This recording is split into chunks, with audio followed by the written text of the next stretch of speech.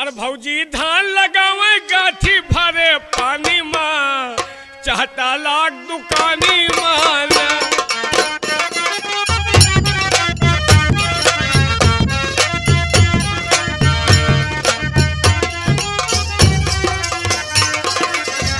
ओ भौजी धान लगावे, ओ भौजी धान लगावे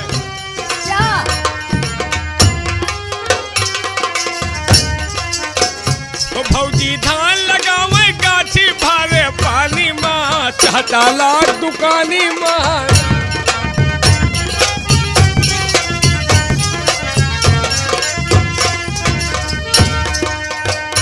बूढ़ा बुढ़ाऊ का समझावे, बूढ़ा बुढ़ाऊ का समझावे, बूढ़ा बूढ़ा का समझावे, बूढ़ा दियो में वाला। लेकिन क्या समझा रही है? समझावे वो बूढ़ा का समझावे लौंडा। क्या? ये जो बैठे लौंडा पेड़ उचारे,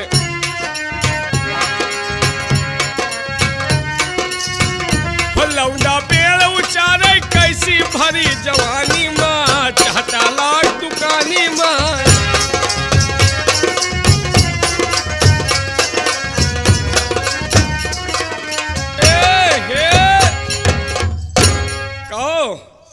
उस्ताद जी। हाँ जी। आदाब आदाब आदाब। क्या बात है, आज बहुत मुस्कुरा रहे हो? मुस्कुरा रहे हैं ये, लेकिन क्यों मुस्कुरा रहे हो? आज मुस्कुराते हैं आपको देखकर। देखकर? और क्या? लेकिन क्यों? अरे मेहरबान का देख के हमारा देते हैं मुस्कुरा। या मास्टर को देखकर मुस्कुरा रहे हो? अरे कमलेश मास्टर साहब जो बैठे हुए हैं, हाँ उनको भी देखकर मुस्कुरा रहे हैं। देखो भाई, हाँ होना क्या चाहिए? होना झटकेदार मारिए। हे राजा जी। राजा ना कहो। क्यों? राजा का कंटेपरा का। फिर क्या कहूँ आपको? हमका वही वह कहो। क्या? हमका कहो क्या? हे उस्ताद जी। हाँ क्या कहूँ? हमका कहो हे हो मोरे भैया। क्या बात है? भैया ना कहा करो। क्यों? भैया कहे टावर चला जाता है। क्या टावर चला जाता है?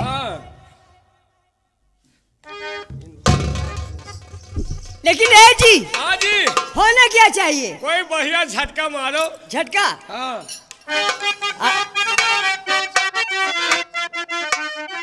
अरे हाथ में मेहंदी, हाथ में मेहंदी, सिंदूरवा।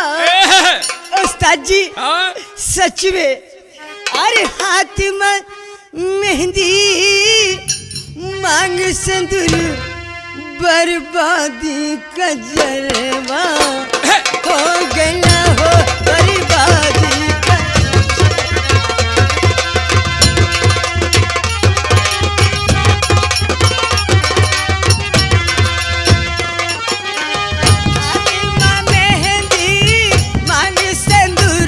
बर्बादी का जरबा हो गया हो बर्बादी। हाथ में मेहंदी बर्बादी का जरबा हो गया। हाथ में मेहंदी मांग सिंदूर बर्बादी का जरबा हो गया।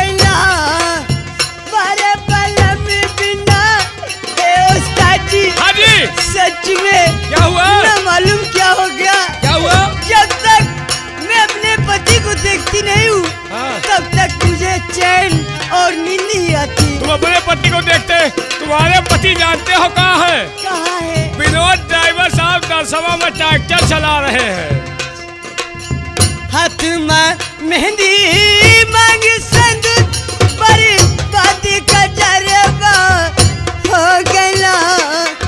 बारे बलम बिना नींद न आवे, बारे बलम बिना नींद न आवे, करवट ना सुबेरे बा।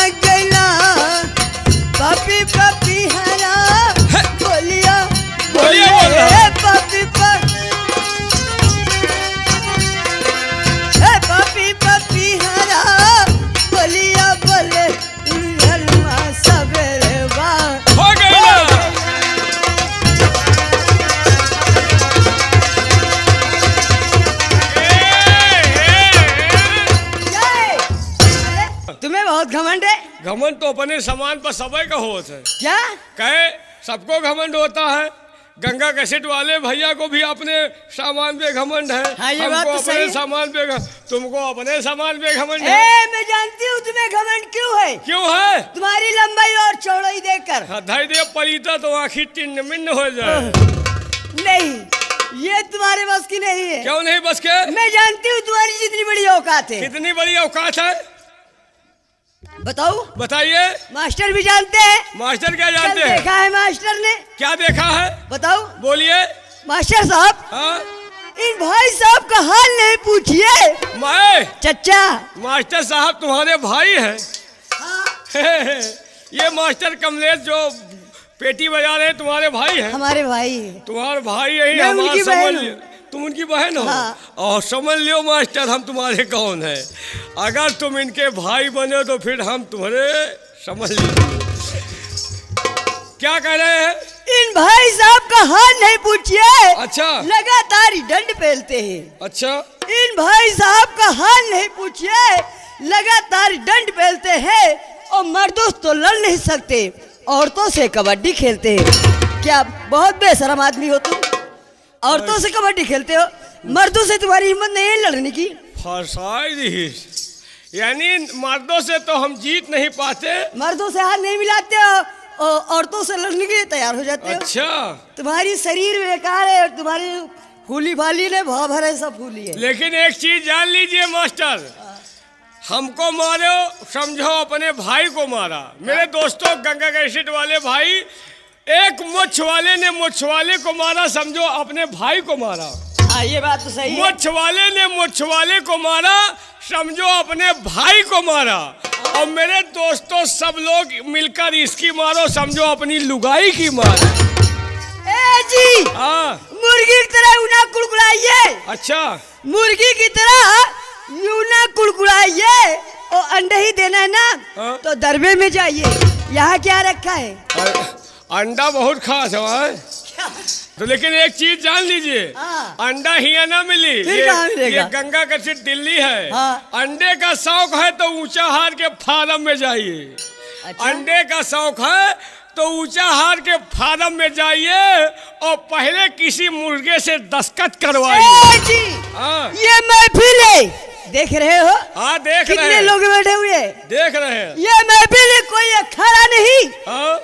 ये महफिल है, कोई अखाड़ा नहीं और किसी में किसी को कोई पछाड़ा नहीं। और बांधे जाते हैं तुम जैसे गधा, अभी उस खूंटे को गाड़ा नहीं। समझ लीजिए। ये साली हमका गधा बनाए गए। हाँ?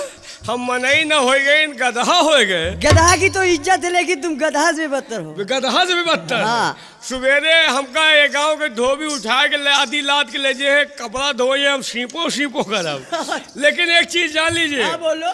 आपने गधा देखा है? हाँ देखा है। कब देखा है? कल देखा है। तो आपको मालूम भी होगा। हाँ बिल्कुल मालूम है। ये बताओ गधा के कै पैर हो थी? 4। कहाँ कहाँ? 2 आगे 2 पाछे। सरासर झूठ बोल रही हो। क्यों? गधा के 4 नहीं बल्कि 4.5 पैर होते हैं। 4.5 पैर? 2 आगे 2 पीछे, एक बीचे में स्टोपनी होती है।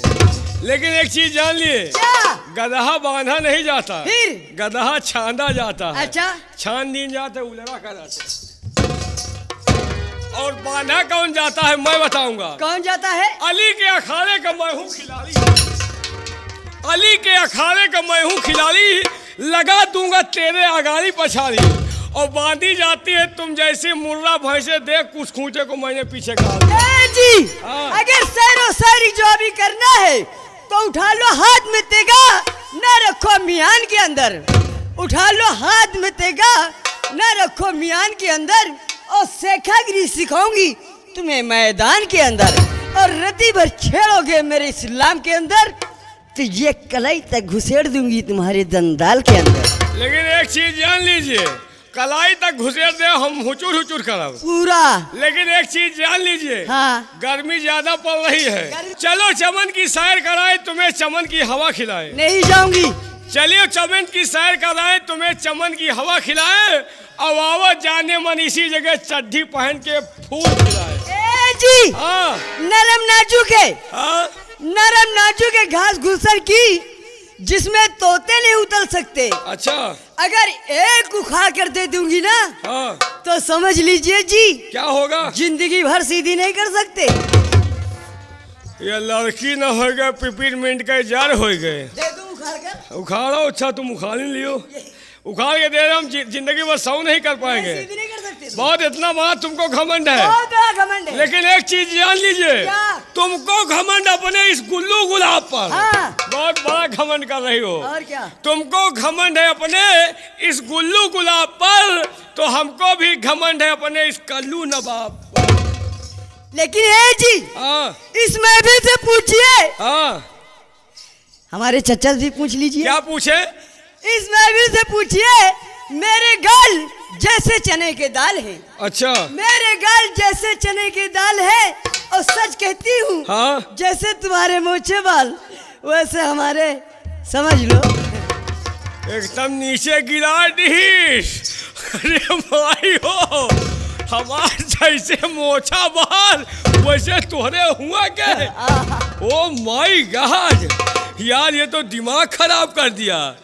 हे, कभी हमसे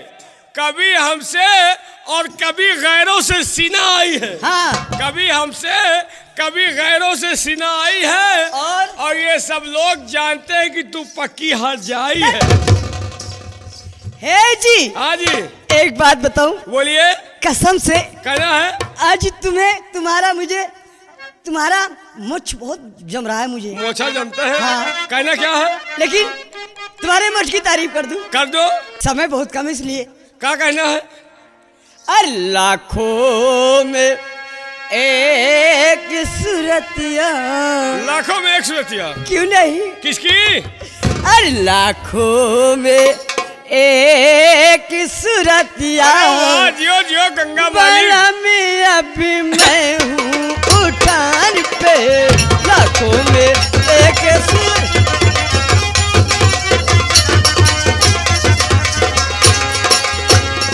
हाँ मेरे दोस्तों, आप लोग ये जो शानदार प्रोग्राम देख रहे हैं, गंगा कैसे दिल्ली के माध्यम से देख रहे हैं। जैसे पानी है तावा पे रोटी, तावा पे रोटी, पानी के राजा जैसे पानी है बाबू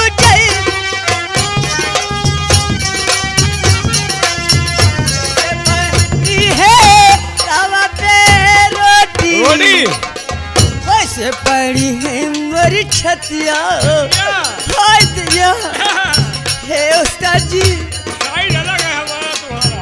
वैसे पड़े है मोरी छतिया बला मिया।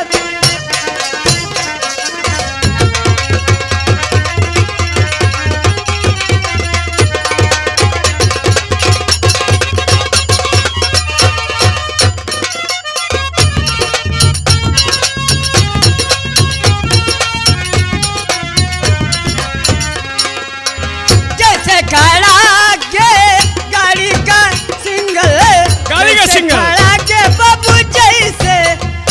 गाड़ी का सिंगल खड़ा है, और हमारा भी सिंगल खड़ा होने वाला है। जैसे खड़ा के गाड़ी का सिंगल, वैसे खड़ी है मोरी छतिया। जियो रानी, ये मर गई राजा।